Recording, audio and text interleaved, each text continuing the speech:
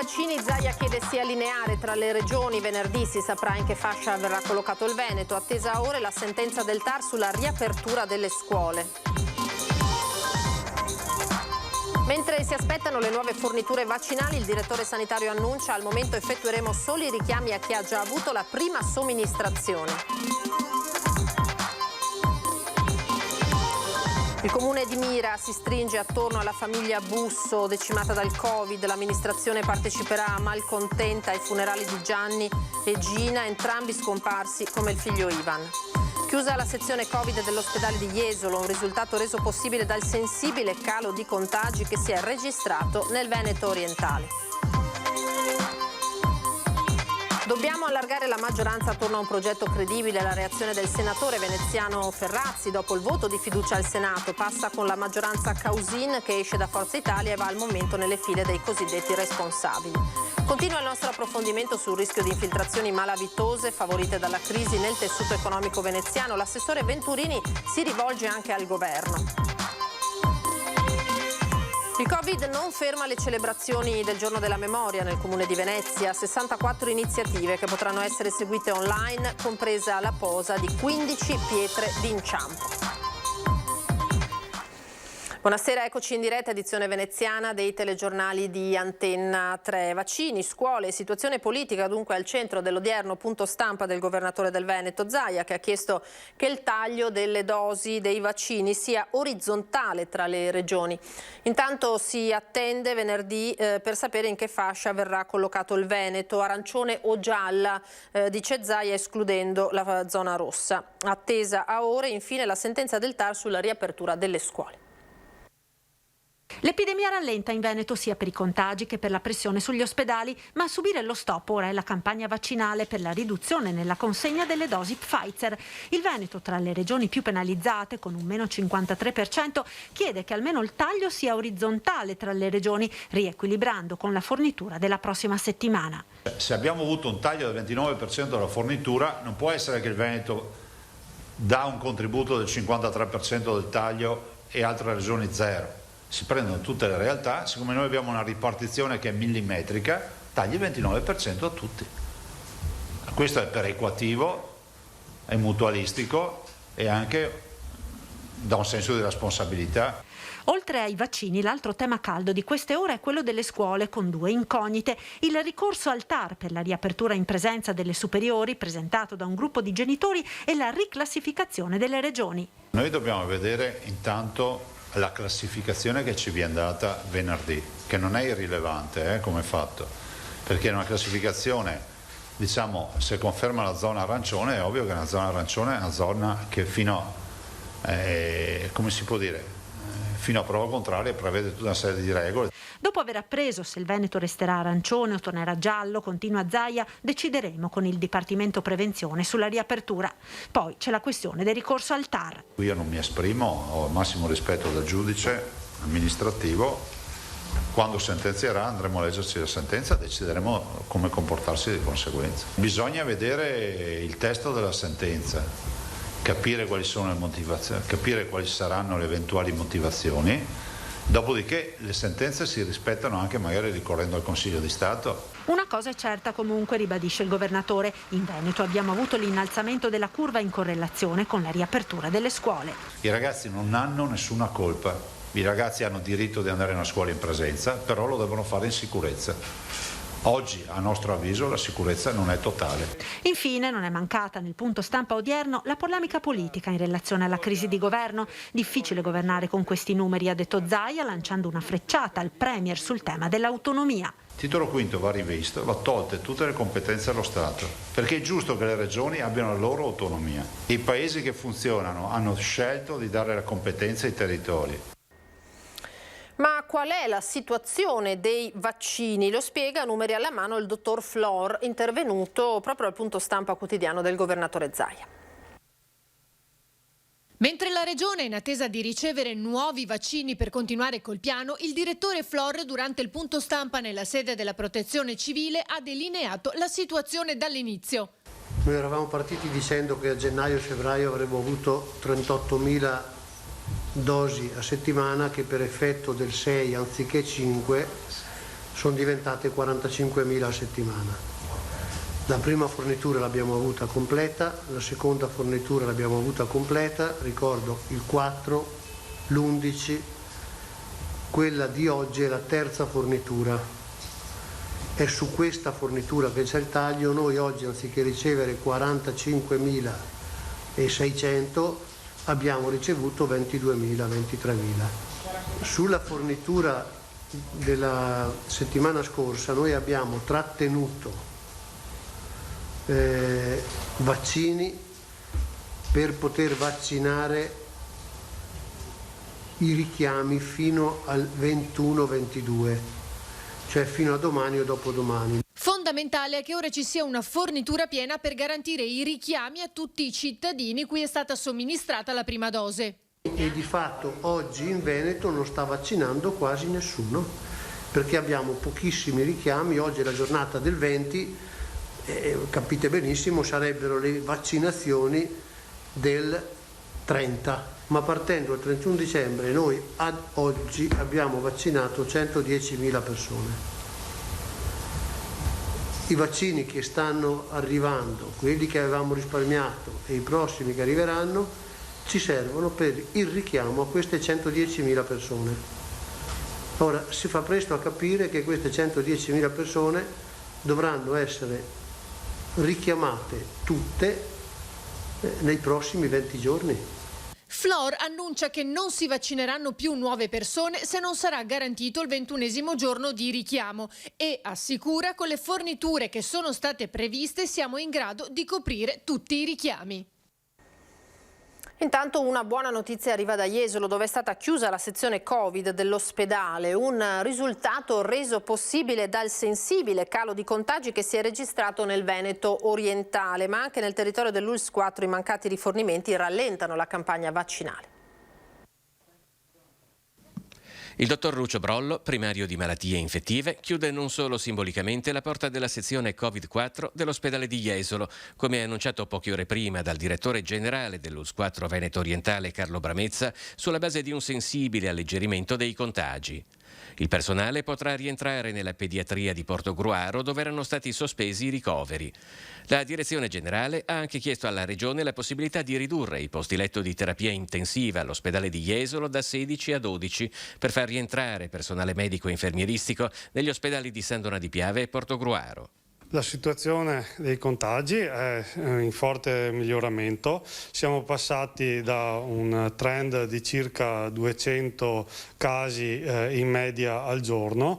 C'è stata una forte riduzione, adesso siamo nelle ultime 2 settimane a una media di 100 casi al giorno. Il trend tra l'altro si conferma in riduzione anche nei primi giorni di questa settimana.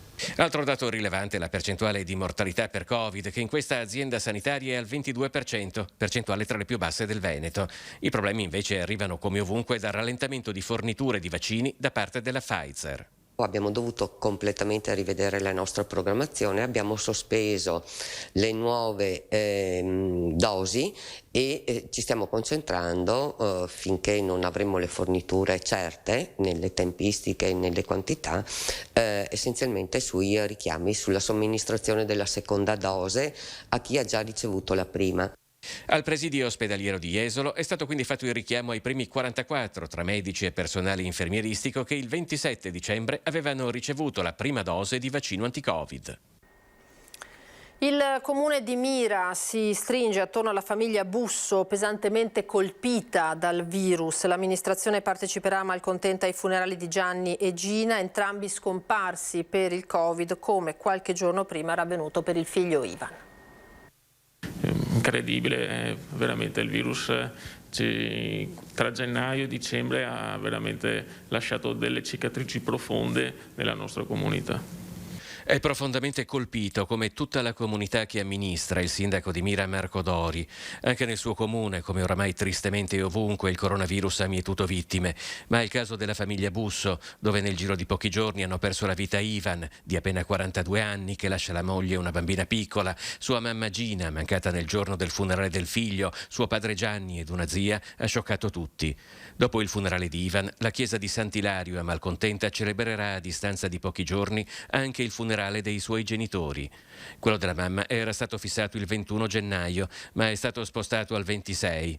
Gianni e Gina avranno un funerale unico, cui l'amministrazione comunale parteciperà in veste ufficiale. È un momento appunto in cui è necessario far sentire anche la propria presenza per la famiglia e anche per la comunità di Malcontenta, che è una comunità che sappiamo essere divisa tra Mira e Venezia, però nei momenti così difficili, come è stato fatto per il precedente funerale, io credo che è giusto che entrambe le amministrazioni siano presenti, appunto per dimostrare che anche se c'è un fiume che ci divide, in realtà siamo la stessa cosa. La tragedia di Mira, una famiglia quasi interamente colpita dal Covid, apre una delle tante ferite di una pandemia terribile, una ferita profondissima, probabilmente impossibile da rimarginare.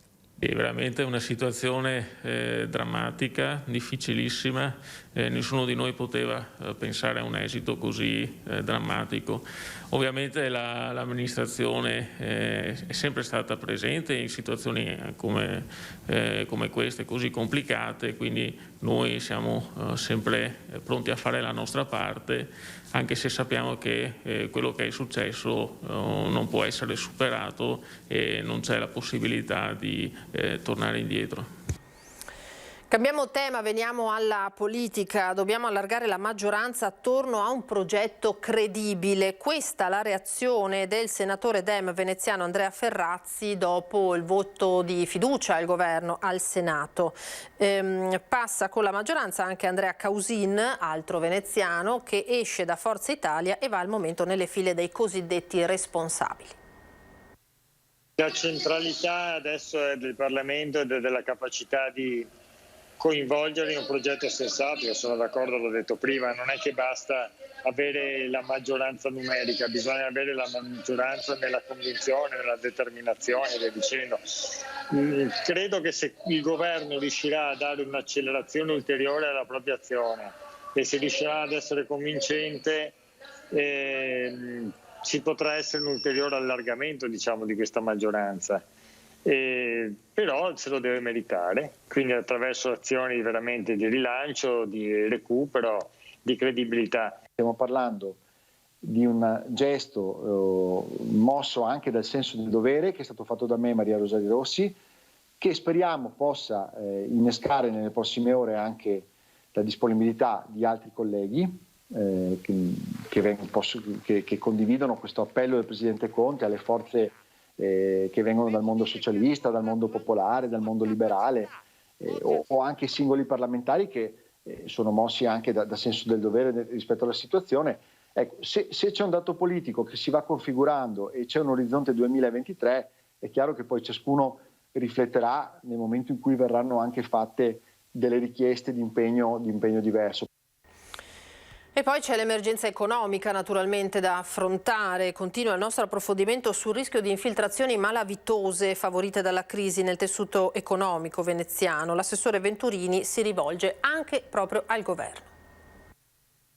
In questo momento di difficoltà il rischio grosso che il tessuto socio-economico di Venezia corre è quello che arrivino persone da fuori, malintenzionate o con capitali particolarmente di dubbia provenienza, che provino ad approfittare di questo malessere temporaneo del tessuto imprenditoriale della città per fare magari affari d'oro a spese però poi del tessuto sociale. Anche l'assessore Venturini esprime i suoi timori sulla situazione che la Guardia di Finanza di Venezia sta monitorando da tempo. Il rischio di infiltrazioni malavitose è dietro l'angolo e va arrestato.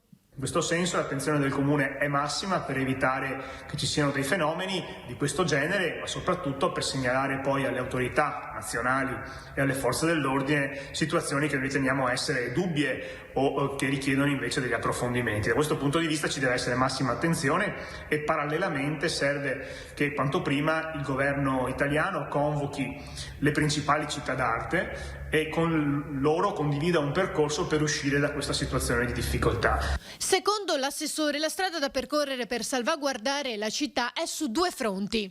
Se da un lato bisogna lavorare per evitare che arrivino persone strane o persone malintenzionate con capitali appunto di provenienza dubbia, dall'altra parte dobbiamo anche mettere in sicurezza e sostenere le imprese delle città d'arte che altrimenti rischiano di essere facile preda di persone ovviamente che una volta entrate nel tessuto socio-economico tendono a inquinarlo. Ci fermiamo ora per un piccolo break, torniamo tra pochissimo.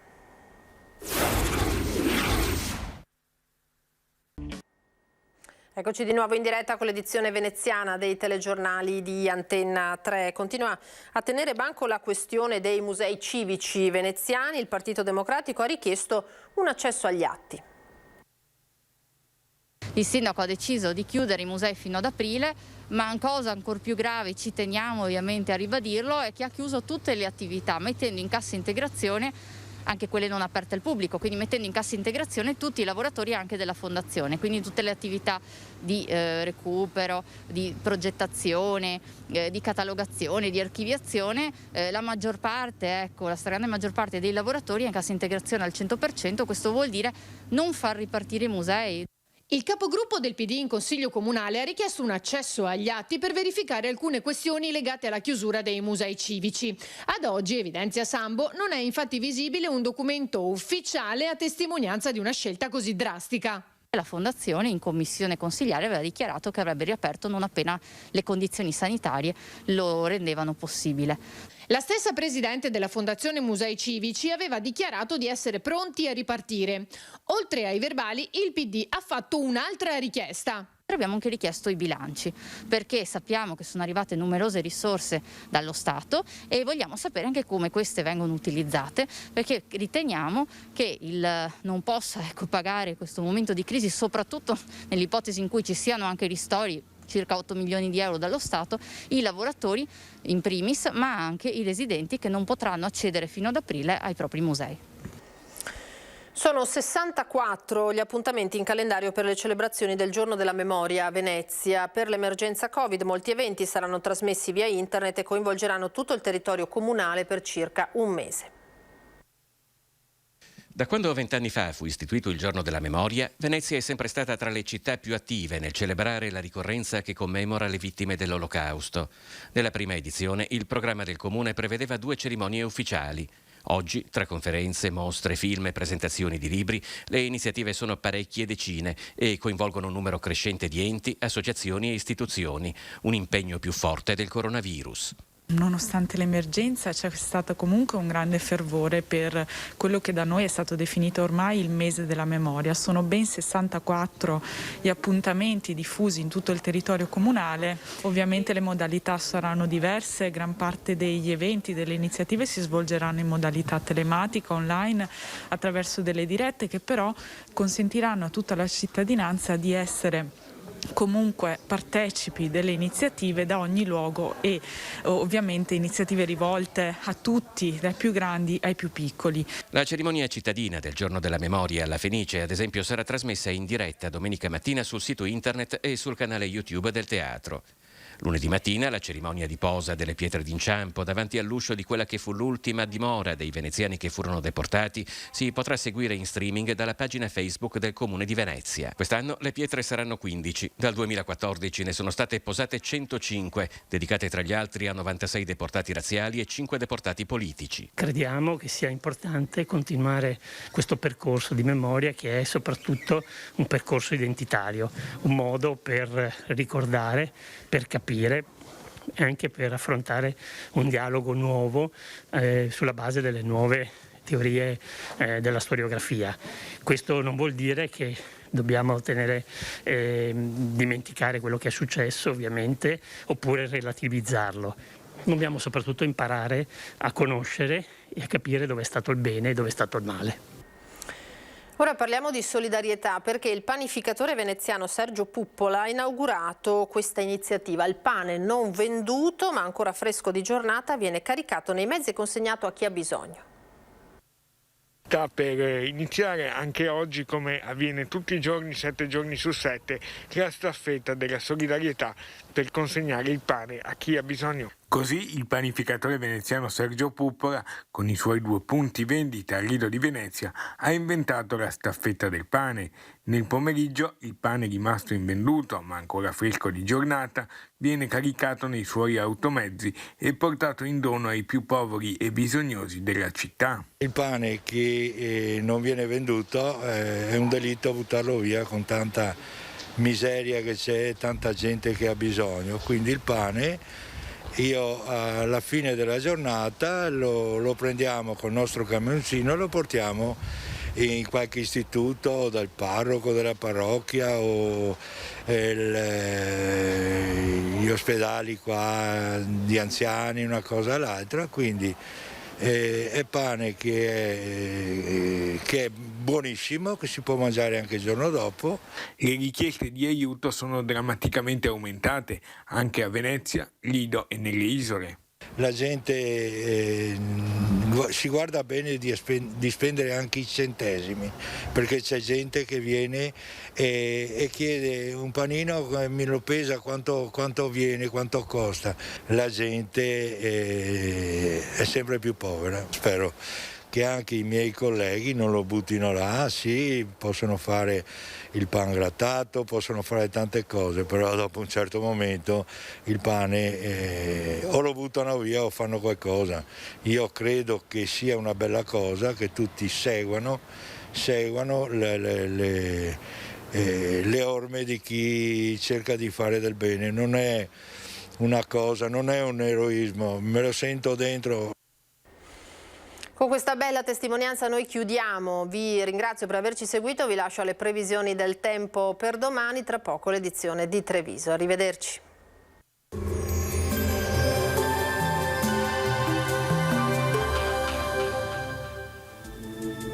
Benvenuti al meteo. Nuovo stop all'anticiclone, il flusso perturbato atlantico raggiunge l'Italia, tempo in progressivo peggioramento sul nostro territorio. Vediamo insieme il dettaglio di giovedì 21 gennaio. Sul Veneto cielo molto nuvoloso, in mattinata bassa probabilità di piovaschi salvo per locali e brevi fenomeni. Con il passare delle ore piogge in graduale estensione fino a diventare diffuse e localmente anche intense. Sulle Dolomiti neve fino ai fondovalle, sulle Prealpi invece intorno agli 800-1000 metri. Venti moderati da sud-est sulle zone di pianura. Temperature in aumento, minime tra lo 0 e i 2 gradi, valori massimi compresi invece tra i 4 e i 9 gradi all'incirca. Ci spostiamo ora sul Friuli Venezia e Giulia, anche qui cielo coperto sin dal mattino ma precipitazioni via via più estese a partire dal pomeriggio e risulteranno anche forti in serata. Temperature minime tra 1 e 8 gradi, massime invece sugli 8-12 gradi. Uno sguardo infine al Trentino Alto Adige, anche qui il tempo risulterà instabile con pioggia e locali nevicate a bassa quota, specie sui settori meridionali della regione. Temperature minime intorno a 1 grado, massime sui 4 all'incirca. Dal meteo di Antena 3 per ora è tutto, grazie per l'attenzione, arrivederci al prossimo aggiornamento.